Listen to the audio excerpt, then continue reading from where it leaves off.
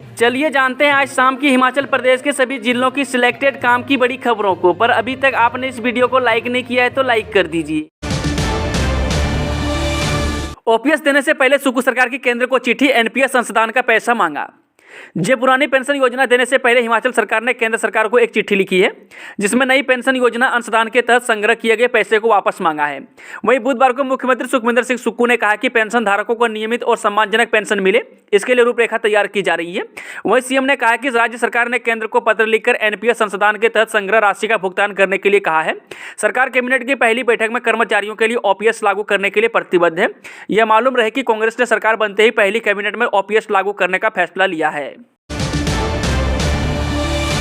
NPS संघ के 28 सदस्यों पर दर्ज केस वापस होंगे, बैठक में फैसला। भाजपा सरकार के कार्यकाल में हिमाचल प्रदेश न्यू पेंशन संघ के 28 सदस्यों पर दर्ज केस वापस लिए जाएंगे। यह निर्णय मुख्यमंत्री सुखविंदर सिंह सुक्खू की अध्यक्षता में एनपीएस कर्मचारियों की बैठक में लिया गया है। वहीं कर्मचारियों ने इस विषय को उठाते हुए कहा कि पुरानी पेंशन योजना को लागू करने के लिए आंदोलनरत कर्मचारियों पर पिछली जयराम सरकार ने मामले दर्ज किए। सीमेंट विवाद में सुलझाने के लिए सब कमेटी का गठन, कल पहली बैठक। हिमाचल प्रदेश में सीमेंट विवाद सुलझाने के लिए प्रदेश सरकार ने सब कमेटी गठित कर दी है। नागरिक आपूर्ति निगम के प्रबंध निदेशक की अध्यक्षता में यह कमेटी बनाई गई है। निदेशक उद्योग, निदेशक परिवहन को सदस्य के रूप में रखा गया है, जबकि राज्य परिवहन प्राधिकरण के सचिव को सदस्य सचिव बनाया गया है। वहीं आपको बता दें कि सब कमेटी की ट्रक यूनियनों के प्रतिनिधियों के साथ वीरवार को पहली बैठक होगी ताकि अदानी कंपनी और ट्रक ऑपरेटरों में सीमेंट ढुलाई की दरों को लेकर चल रही बात का हल निकाला जा सके। वहीं कमेटी वर्धा की रिपोर्ट तैयार करेगी। इसके बाद इसे हाईकोर्ट के आदेशों पर गठित कमेटी को सौंपा जाएगा। सरकार ने भी सीमेंट दरों को निर्धारित करने के लिए कसरत शुरू कर दी है। कार के एयरबैग खुल गए, नहीं तो हो जाती बड़ी अनहोनी। स्वारघाट के पास दो कारों में टक्कर। नेशनल हाईवे 205 पर बुधवार रात स्वारघाट से 3 किलोमीटर दूर पुलाचड़ में दो टूरिस्ट कारों में जोरदार टक्कर हो गई। यूपी नंबर की कार में टूरिस्ट मनाली घूमने के बाद यूपी की तरफ लौट रहे थे। इसी बीच बोलेरो कार में हरियाणा से टूरिस्ट मनाली घूमने जा रहे थे कि पुलाचड़ स्थान पर दोनों कारों में भयंकर टक्कर हो गई। हादसे के बाद यूपी नंबर की कार के एयरबैग खुल गए, जिससे कार सवारों की जान बच गई। दुल्हन की तरह सजने लगा मां चिंतपूर्णी का द्वार। 3 दिन चलने वाले नववर्ष मेले में उमड़ेंगे हजारों श्रद्धालु। नववर्ष के उपलक्ष्य में विश्वविख्यात शक्तिपीठ मंदिर माता चिंतपूर्णी को दुल्हन की तरह सजाया जा रहा है। रंग बिरंगे फूलों के साथ साथ रंग बिरंगी लाइट से मंदिर को सजाया जा रहा है। वहीं 3 दिन तक चलने वाले इस नववर्ष मेले में माता चिंतपूर्णी के दरबार में हजारों की संख्या में माता जी के दर्शनों को बाहरी राज्यों से श्रद्धालु पहुंचेंगे। वहीं प्रशासन ने भी श्रद्धालुओं की सुविधा के लिए उचित प्रबंध किए हैं। बद्दी में दवा उत्पादन पर रोक। राज्य दवा नियंत्रण प्राधिकरण ने एक फार्मा कंपनी पर कसा शिकंजा। राज्य दवा नियंत्रण प्राधिकरण ने बद्दी के एक दवा उद्योग में दवा उत्पादन पर रोक लगा दी है। प्राधिकरण ने यह कार्रवाई उद्योग में दवा निर्माण नियमों के अनुपालना न होने पर की है। वहीं केंद्रीय औषधि मानक नियंत्रण संगठन व राज्य औषधि नियंत्रण प्राधिकरण के द्वारा निर्माण इकाइयों का जोखिम आधारित मूल्यांकन किया जा रहा है। इसी कड़ी में सोलन व सिरमौर जिला में 14 दवा निर्माण इकाइयों का निरीक्षण किया जा चुका है। इसमें बद्दी स्थित एक दवा निर्माण इकाई में खामियां सामने आने पर तत्काल प्रभाव से दवा उत्पादन रोक दिया है। वहीं बद्दी, बरोटीवाला, नालागढ़, पावटा साहिब और काला अम्ब स्थित कुल 14 दवा इकाइयों का बीते दिन सप्ताह निरीक्षण किया जा चुका है। सीएम हाईकमान तय करेगी मंत्री पद, कांग्रेस कार्यकारी अध्यक्ष बोले जो फैसला होगा स्वीकार करेंगे। प्रदेश कांग्रेस के कार्यकारी अध्यक्ष व सुजानपुर से लगातार तीसरी बार जीत हासिल करने वाले विधायक राजेंद्र राणा ने भाजपा की अशोभनीय बयानबाजियों का करारा जवाब दिया है।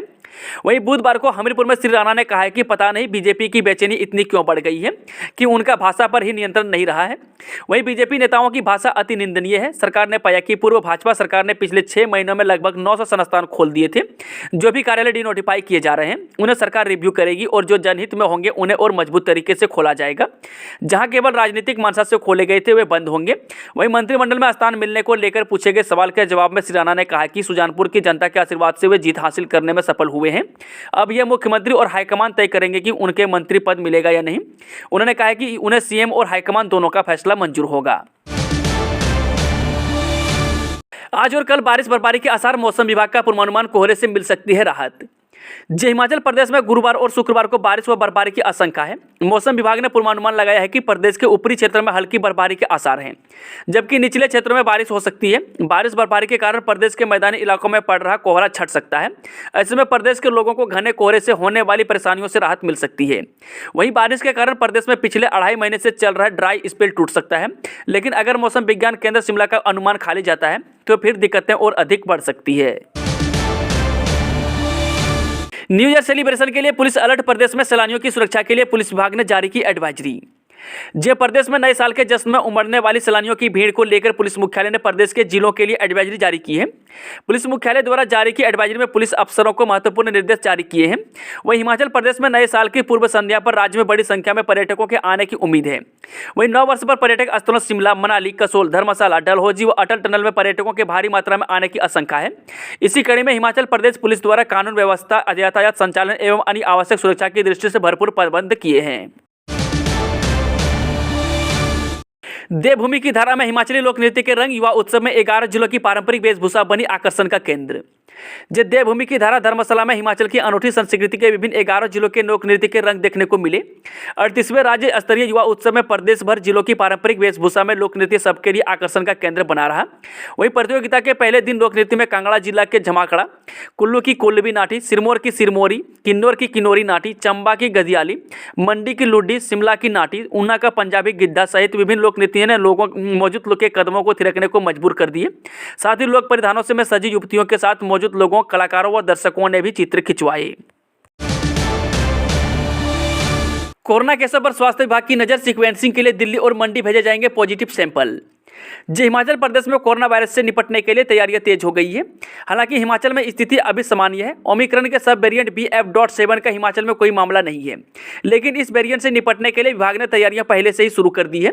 नए वेरिएंट का पता लगाने के लिए स्वास्थ्य विभाग ने 25 से कम CT वैल्यू वाले पॉजिटिव सैंपल को जीनोम सिक्वेंसिंग के लिए भेजने की व्यवस्था बनाई है। वहीं जीनोम सिक्वेंसिंग के लिए सैंपल दिल्ली और नेरचौक के लिए भेजे जाएंगे। मुख्यमंत्री सुखविंदर सिंह सुक्खू ने स्वास्थ्य विभाग के अधिकारियों को राज्य में कोरोना के मामले पर कड़ी निगरानी रखने के निर्देश दिए हैं। आदेश न मानने पर हाईकोर्ट सख्त। वित्तीय लाभ अदा न करने पर ट्रेजरी ऑफिसर प्रदेश उच्च न्यायालय तलब।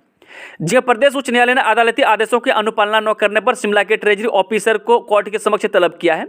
साथ ही उससे पूछा है कि अदालती आदेशों की अवहेलना करने पर क्यों न उसके खिलाफ अवमानना की कार्रवाई चलाई जाए।